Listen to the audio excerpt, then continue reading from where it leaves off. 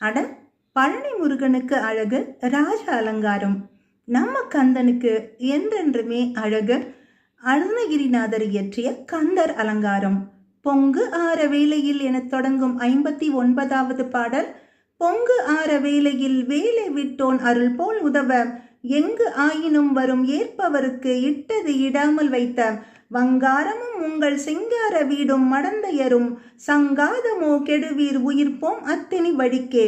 இப்பாடலின் பொருள்: முருகரின் திருவருள் எப்படிப்பட்டது தெரியுமா? அருணகிரிநாதர் சொல்கிறார், யாசிப்பவரிடத்து தர்மம் செய்த பலனானது பொங்கி ஆர்ப்பரிக்கும் கடலில் வெற்றி வேலை விட்டவரின் திருவருளை போல உதவுவதற்கு எங்கிருந்தாலும் வந்துவிடுமாம். ஆனால் கொடுக்காமல் வைத்த பொன்னும் அழகிய வீடும் மனைவியும் உயிர் போகும் அத்தினி துணைக்கு துணையாக வருவாரோ? இதுதான் அருணகிரிநாதரின் கேள்வி. அடுத்த பாடல் சிந்திக்கிலேன் என தொடங்கும் 60வது பாடல். சிந்திக்கிலேன் நின்று சேவிக்கிலேன் தந்தை சிற்றடியை வந்திக்கிலேன் ஒன்றும் வாழ்த்துகிலேன் மயில் வாகனனை சந்திக்கிலேன் பொய்யை நிந்திக்கிலேன் உண்மை சாதிக்கிலேன் புந்திக்கிலேசமும் காயக்கிலேசமும் போக்குவதற்கே. மனதுக்கமும் உடம்பு துக்கமும் போக்குவதற்கு உரிய வழிகளை இந்த பாடலில் அருணகிரிநாதர் எடுத்துரைக்கிறார்.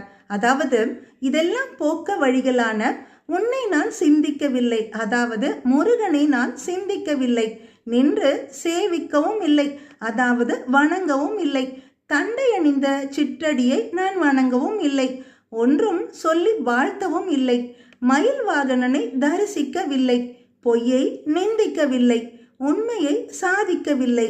இதையெல்லாம் செய்தால்தான் மன துக்கமும் உடம்பு துக்கமும் விலகும் என அதற்கான வழிகாட்டுகிறார் அருணகிரிநாதர்.